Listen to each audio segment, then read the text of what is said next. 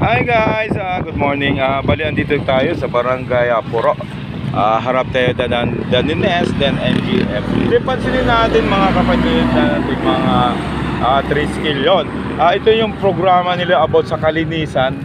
Pasalamat tayo kasi katulong sila about sa pagpipinta din ng mga upuan na to. Pakita natin guys.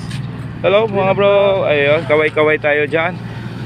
Yan, Bicol Region, Albay chapter and Buraguis chapter, then Puro chapter. Ito yung pinaka-president natin. Sir, konting ano lang message naman para at least gayahin tayo sa ganitong programa. Ang programa natin yung cost of clean-up drive saka repainting ng project namin sa Puro. Activity namin yan pag every mga anniversary, long week activity. Very good sir, napakaganda po. Lahat naman yan. Ito lahat ng mga may tagaman nito, Legazpi, Santo Domingo, ito pinagkakuha ng San Fernando.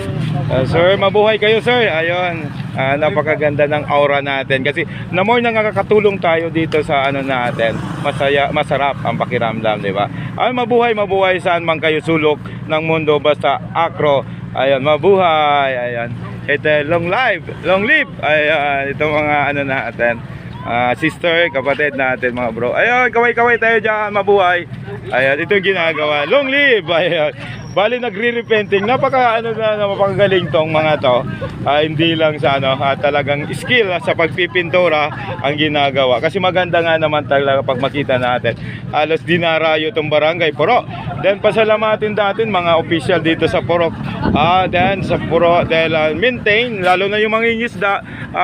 Tuloy-tuloy, wag tayo tatapon ng basura sa dagat kasi yung isda naman talaga kusan lalapit sa atin. Pansinin natin mga plastic na yan. Ayan. Salamat po, mabuhay. Salamat.